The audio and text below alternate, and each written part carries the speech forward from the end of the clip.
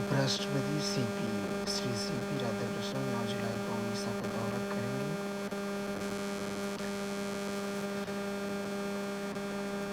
प्रधानमंत्री ने यूनेस्को विश्व धरोहर स्थल ब्रह्मानंद मंदिर परिसर में दर्शन किए। यूनेस्को विश्व धरोहर स्थल ब्रह्मानंदन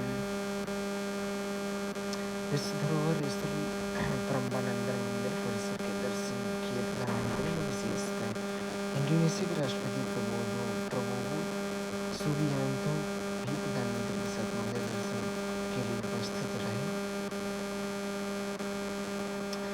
नवीं सदी में निर्मित ब्रह्मानंद मंदिर परिसर इंडोनेशिया का सबसे बड़ा मंदिर परिसर है, जो भगवान ब्रह्मा, विष्णु और शिव को समर्पित है। यह मंदिर परिसर भारत और इंडोनेशिया के बीच साझा सभ्यतागत और सांस्कृतिक विरासत का एक प्रतीक है। यह संरक्षण परियोजना राष्ट्रपति श्री प्रबोवो की 2025 में भारत की राजकीय यात्रा के दौरान दोनों नेताओं के बीच हुए समझौते के बाद शुरू की गई।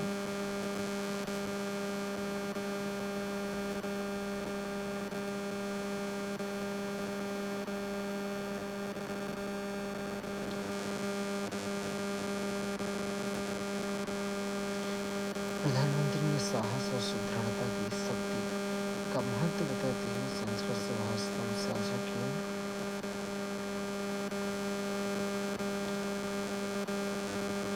निर्वाचन आयोग ने मीडिया और संचार अधिकारियों का तीसरा एक दिवसीय सम्मेलन का आयोजन किया।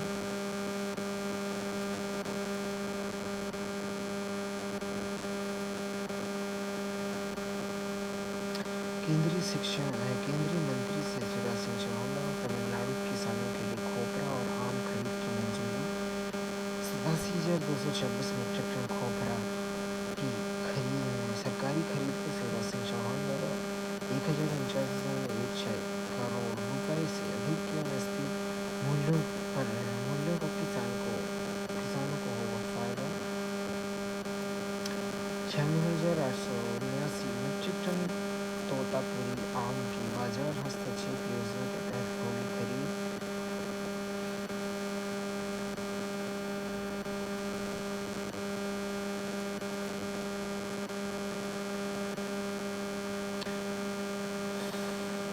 खरीद। यह पूरी खरीद न्यूनतम समर्थन मूल्य समर्थन योजना PSS के अंतर्गत की जाएगी। स्वीकृत खोपरा खरीद का कुल एमएसपी 1,49,106 करोड़ रुपए से अधिक होगा।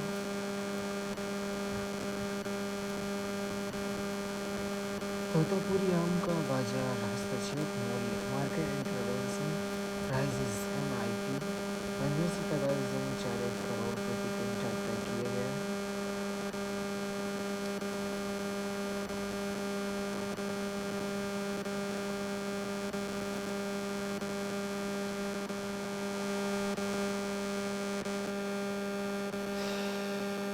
राष्ट्रीय वर्षा सिंचित क्षेत्र प्राधिकरण ने आंकड़ा सृजन एवं उनकी सुलभ उपलब्धता को सुदृढ़ बनाने के लिए राष्ट्रीय परामर्श का आयोजन किया।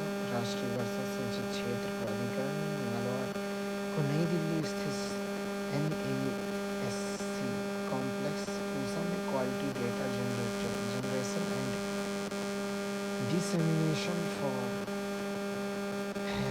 एडिसिएंट project planning and complementation in rain-fed areas of India, addressing challenge to remove bottlenecks। Bharat के वर्षा सिंचित क्षेत्रों के प्रभावी परियोजना नियोजन और कार्यान्वयन के लिए महत्वपूर्ण आंकड़ों का सृजन एवं प्रसार, बाधाओं को दूर करने हेतु चुनौतियों के समाधान विषय पर एक दिवसीय राष्ट्रीय चर्चा का आयोजन किया गया।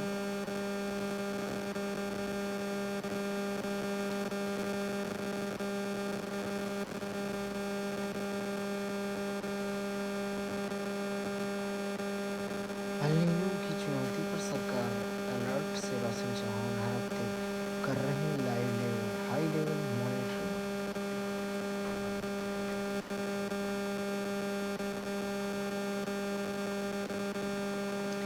कोयला मंत्रालय ने सभी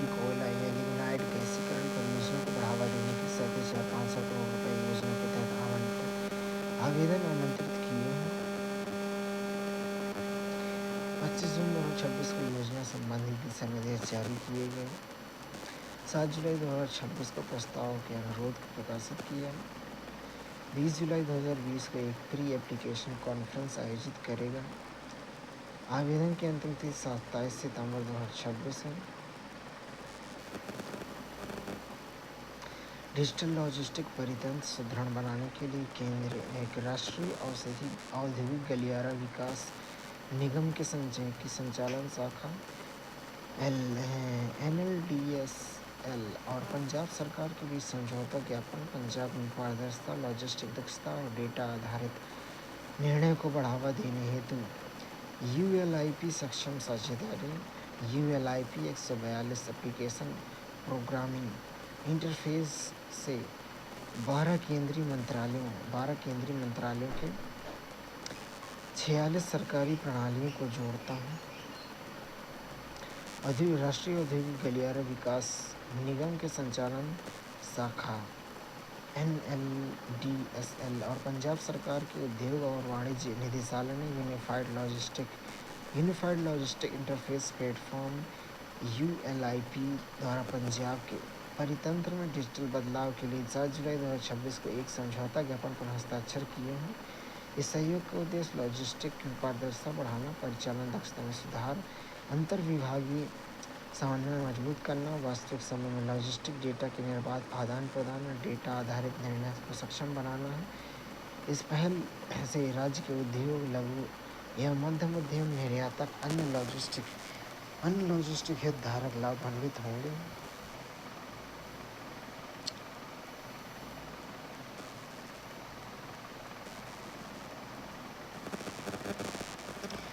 भारत ने आसियान-भारत व्यापार समझौते की समीक्षा में 13वीं आसियान भारत व्यापार समझौता समिति की बैठक की मेजबानी की है। 6 से 10 जुलाई 2026 को नई दिल्ली में वाणिज्य भवन में 13वीं आसियान भारत समझौता समिति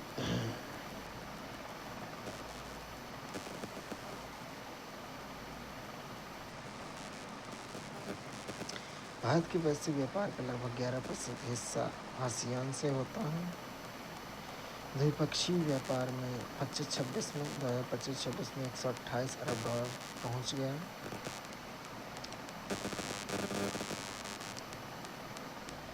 DOT की तकनीकी शाखा TEC ने भारत के दूरसंचार और प्रसारण इकोसिस्टम को मजबूत करने के लिए BECIL के साथ MOU किया है। यह साझेदारी कन्वेंशन और प्रसारण तकनीकी में राष्ट्रीय मानकीकरण नवाचार को मजबूत करेगी।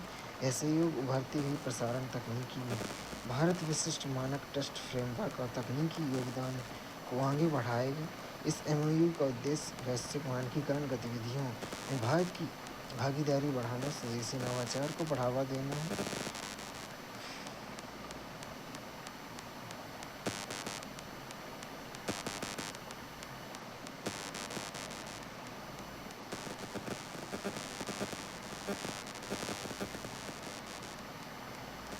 TEC टेलीकम्युनिकेशन इंजीनियरिंग सेंटर दूरसंचार विभाग भारत सरकार की तकनीकी शाखा TEC दूरसंचार के लिए तकनीकी मानक, स्पेसिफिकेशन और बुनियादी तकनीकी सेवाएं बनाने के लिए जिम्मेदार है।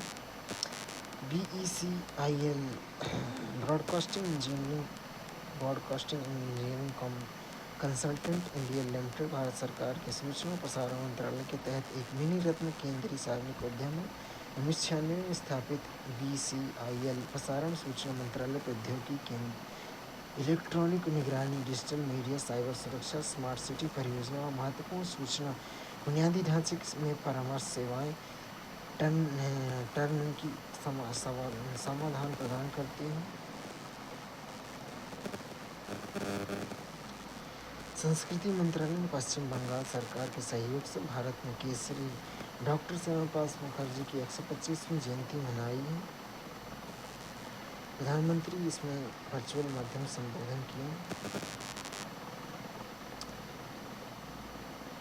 125 फीट प्रतिमा का भूमि पूजन और पट्टिका अनावरण कार्यक्रम, इको पार्क का दौरा किया है।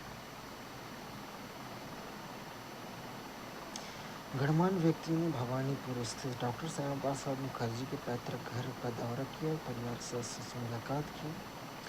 कोलकाता के मिलन मेला में आयोजित एक कार्यक्रम में हजारों लोगों ने डॉक्टर श्यामा प्रसाद मुखर्जी के जीवन और विरासत को श्रद्धांजलि अर्पित की।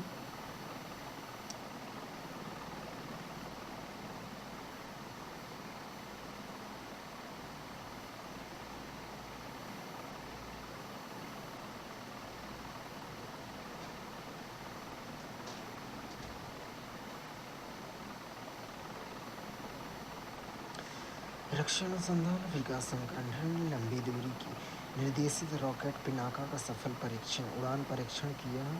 रक्षा अनुसंधान DRDO ने 8 जुलाई 2026 को चांदीपुर स्थित एकीकृत परीक्षण रेंज में लंबी दूरी की निर्देशित रॉकेट पिनाका का सफल उड़ान परीक्षण किया। इस रॉकेट का परीक्षण उपयोगकर्ता द्वारा न्यूनतम 60 किलोमीटर की मारक क्षमता के लिए किया गया। यह योजना के तहत परीक्षण के दौरान LRGR ने पूर्व निर्धारित उड़ान पथ ट्रेजेक्टरी का सटीक रूप से पालन करते हुए अपने लक्ष्य पर सफलतापूर्वक निशाना साधा है। रेंज में तैनाती सभी उपकरणों में पूरी उड़ान के दौरान रॉकेट को सफलतापूर्वक ट्रैक किया। पिनाका लंबी दूरी के निर्देशित रॉकेट का डिजाइन व विकास रक्षा अनुसंधान विकास संगठन के आयुध अनुसंधान और विकास प्रतिष्ठान ने उच्च ऊर्जा सामग्री अनुसंधान प्रयोगशाला के साथ मिलकर किए हैं।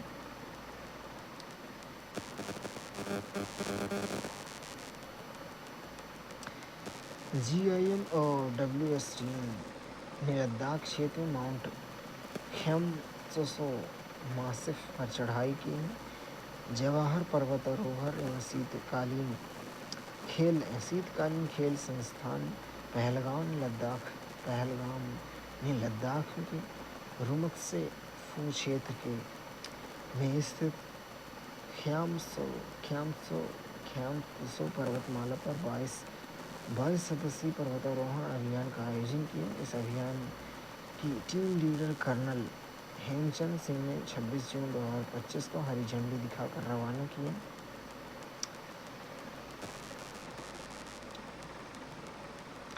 पहली बार माउंट पीक क्वांग 5,901 मीटर की चोटी का विजय प्राप्त की। टीम लीडर ने ऐसी परिस्थितियों में चोटी के 5600 मीटर की ऊंचाई पर पहली बार पैराग्लाइडिंग उड़ान भरी।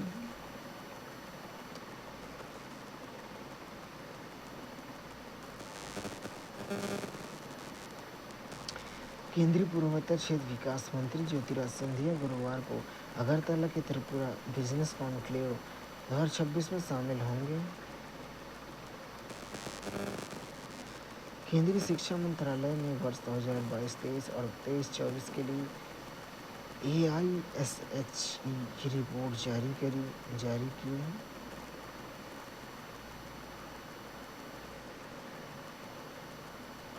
सकल नामांकन अनुपात 2011 की जनगणना के अनुसार 18 से 23 वर्ष की आयु की कुल जनसंख्या छात्रक नामांकन के अनुपात के रूप में की जाती है। GER 2014-15 में 23.7% था, लगातार बढ़ रहा है। 22-23 में 29.5%, 23-24 में 30 पहुँच गया। महिलाओं का सकल नामांकन 2014-15 में 22.9% से बढ़कर 22-23 में 3.2 और 23-24 में 31.2 पहुँच हो गया है।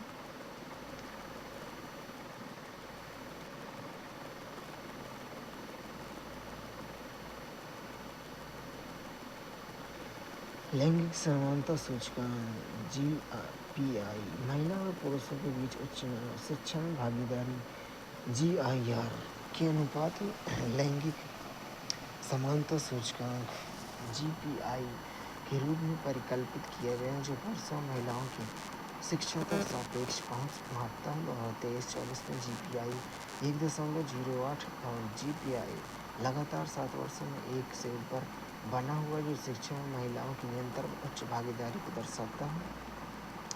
उच्च शिक्षा नामांकन 2014-15 में 3.42 करोड़ से बढ़कर 22-23 में 4.46 करोड़, 23-24 में 4.5 करोड़ हो गया है। महिला नामांकन में 1.5 करोड़ से बढ़कर 2.18 करोड़ 22-23 में, 23-24 में 2.24 करोड़ हो गया है, 42% की वृद्धि है।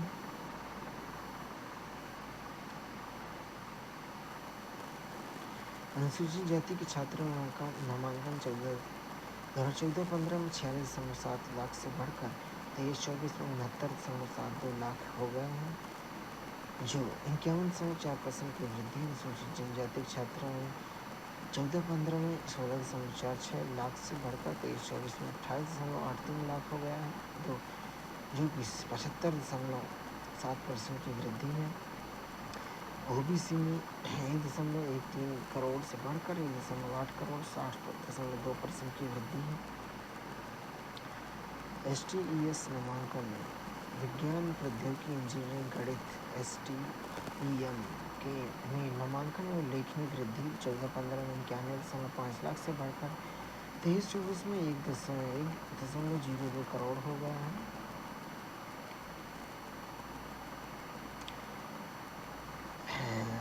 STEM नामांकन में महिला छात्रों की हिस्सेदारी 14-15 में 38.4% से बढ़कर 23-24 में 44% हो गई है।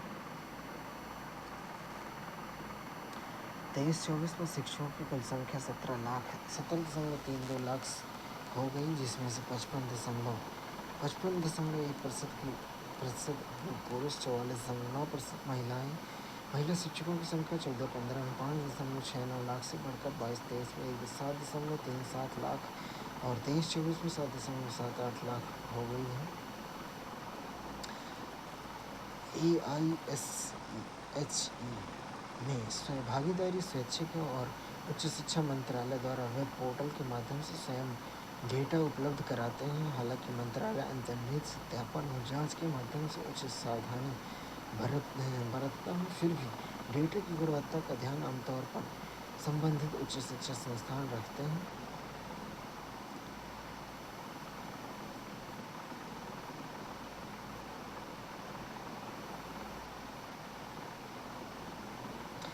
केंद्रीय मंत्री श्री राजीव रंजन सिंह ने उड़ीसा में मत्स्य पालन और जलीय कृषि के विकास के लिए योजनाओं और कार्यक्रम कार्यान्वयन की समीक्षा बैठक की।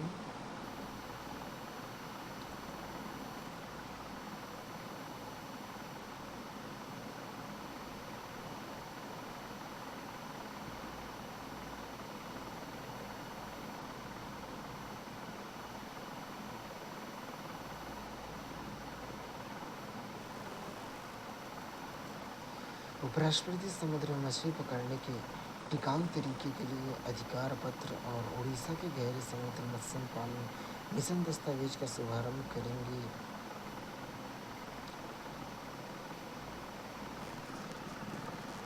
खाद्य प्रसंस्करण उद्योग मंत्रालय ने अगले चरण की योजना बनाने के लिए उद्योग जगत के साथ उच्च स्तरीय परामर्श बैठक की।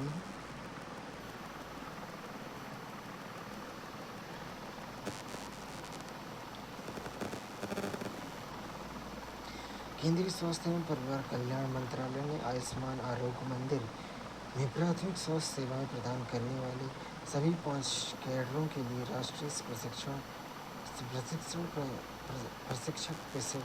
का सफलतापूर्वक आयोजन किया।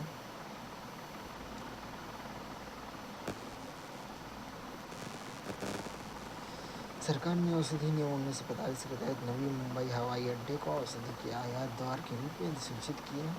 नवी मुंबई हवाई अड्डे के जरिए दवाओं के आयात को सुगम बनाने के लिए नियम 43A में संशोधन दवाओं के आयात के लिए सूचित प्रवेश दायरा की कुल संख्या 42 हो गई, जिनमें फार्मास्यूटिकल लॉजिस्टिक व्यापार सुगम सुविधा को मजबूती मिलेगी।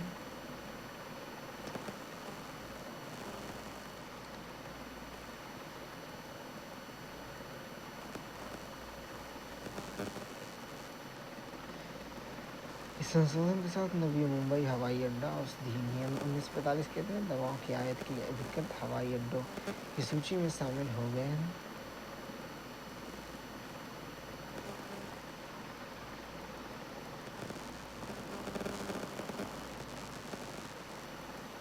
केंद्रीय गृह और सहकारिता मंत्री श्री अमित शाह एवं केंद्रीय नागरिक उड्डयन मंत्री श्री राम मनोहर नायडू किंजराप ने प्रमुख हवाई अड्डों पर यात्री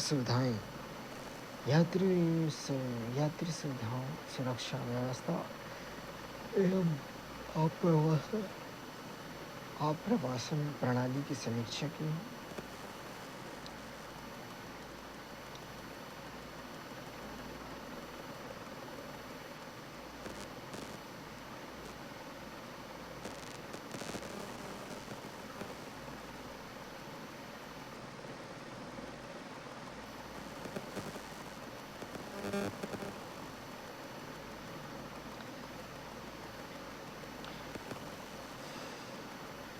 भूमि संसाधन विभाग ने ULPIN और डिजिपिन के एकीकरण को मजबूत करने के लिए NIUA और डाक विभाग के साथ विचार मंथन की बैठक आयोजित की।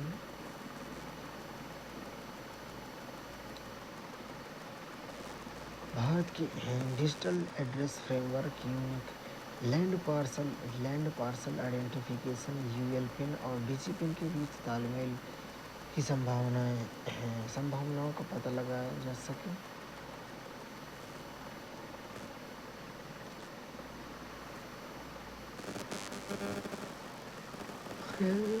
केंद्रीय मंत्री जितेंद्र सिंह ने कहा, कृत्रिम बुद्धिमत्ता से भारत में कृषि अर्थव्यवस्था में कई गुना वृद्धि होने की संभावना। स्टार्टअप ही कृषि पूंजी का कृषि भविष्य की अंश है।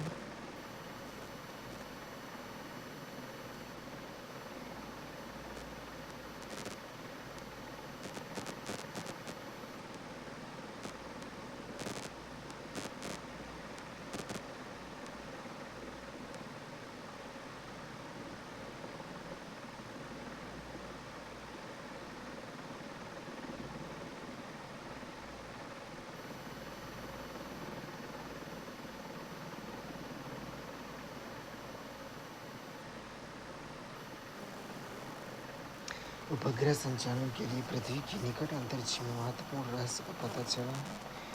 पृथ्वी के निकट अंतरिक्ष का सटीक मॉडल तैयार करने की दिशा में महत्वपूर्ण उपलब्धि। शोधकर्ता ने पहली बार भारत क्षेत्र के ऊपरी आयन मंडल का पुनर्निर्माण करने के लिए भू आधारित अंतरिक्ष आधारित प्रक्षेपण के लिए एकीकरण करने वाली नई पद्धति विकसित कर रही है।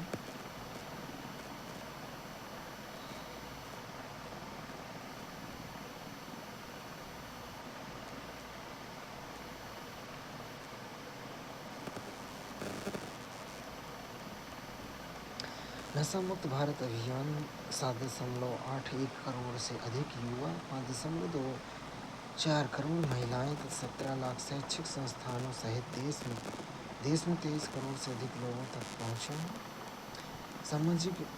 केंद्रीय सामाजिक न्याय अधिकारिता मंत्री श्री डॉक्टर वीरेंद्र कुमार ने कहा कि नशा मुक्त भारत अभियान स्वस्थ और अनुशासित युवाओं पर केंद्रित राष्ट्र निर्माण की प्रमुख पहल। सामाजिक न्याय अधिकारिता राज्य मंत्री श्री राजदास उठावले ने कहा है, नशा मुक्त भारत अभियान मादक पदार्थों के इस्तेमाल के प्रति साक्ष्य आधारित दृष्टिकोण बनाने का अग्रणी अभियान है।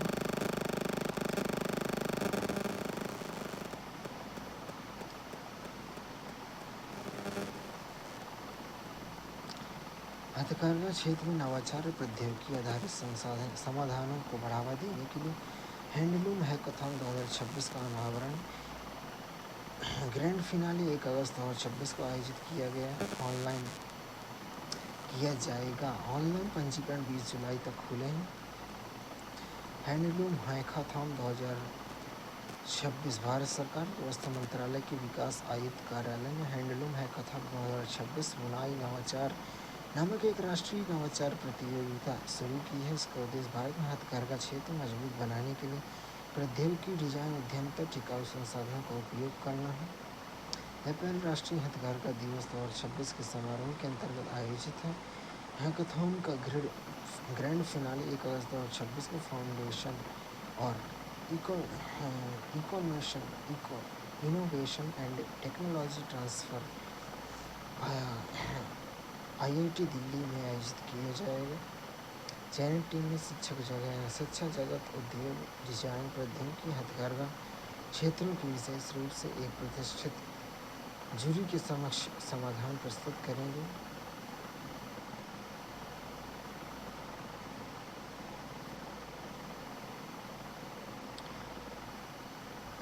जनजातीय अनुसंधान संस्थान को सुदृढ़ बनाने के लिए आयोजित राष्ट्रीय कार्यशाला भुवनेश्वर घोषणा पत्र के साथ संपन्न हुई। जनजातीय अनुसंधान संस्थानों नवाचार अनुसंधान सांस्कृतिक संरक्षण साक्षरता नीति के उत्कृष्ट केंद्र को बदलने की राष्ट्रीय स्तर पर कार्यनीति जारी की गई।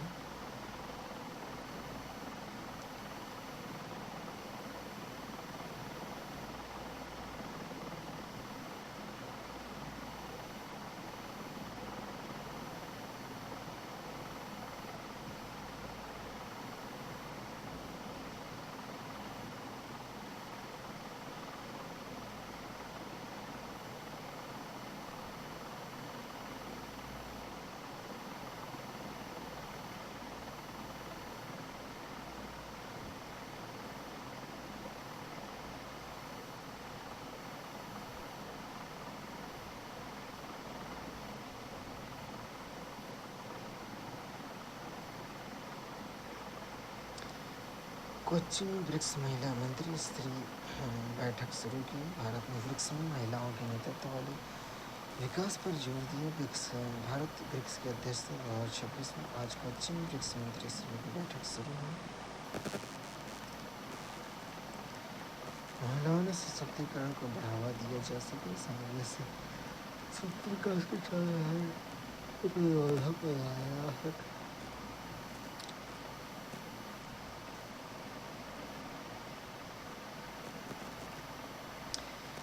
इस अध्यक्षता की थीम सुदृढ़ता, नवाचार, सहयोग, स्थिरता के निर्माण के तहत ब्रिक्स देशों के बीच अधिक सहयोग का आह्वान करना है।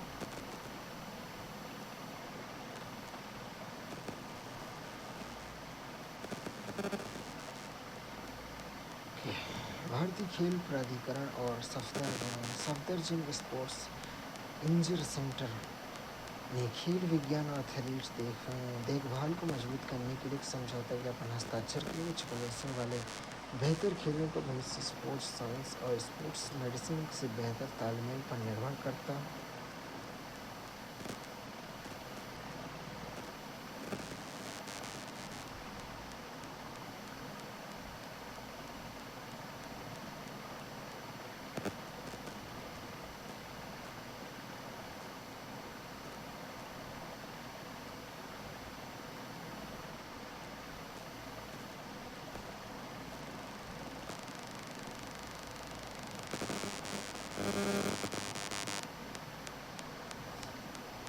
पोषण ट्रैकर भारत तक्षण पोषण निगरानी प्लेटफॉर्म है। पोषण ट्रैकर प्रौद्योगिकी संचालन सक्षम पोषण शासन पोषण अभियान प्रधानमंत्री व्यापक समग्र पोषण योजना भारत का प्रमुख राष्ट्रीय पोषण मिशन है, जो संयोजन प्रौद्योगिकी और सामुदायिक लामबंदी के माध्यम से पोषण परिणामों में सुधार करने पर केंद्रित है।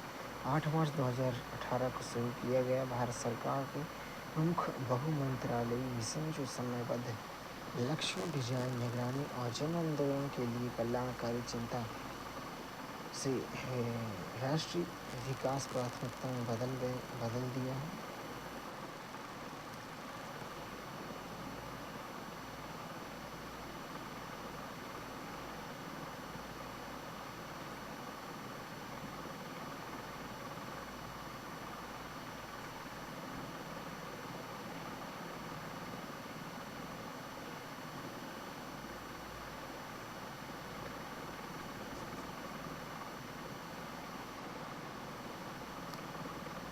भारत सरकार का सक्षम आंगनवाड़ी और पोषण कंबाइंड एकीकृत कार्यक्रम कुपोषण को दूर करता है, स्वस्थ कल्याण और प्रशिक्षण प्रतिरक्षा को बढ़ावा देता है।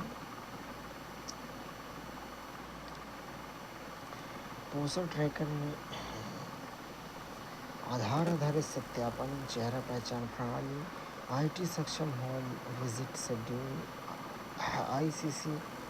ECC सामग्री वितरण,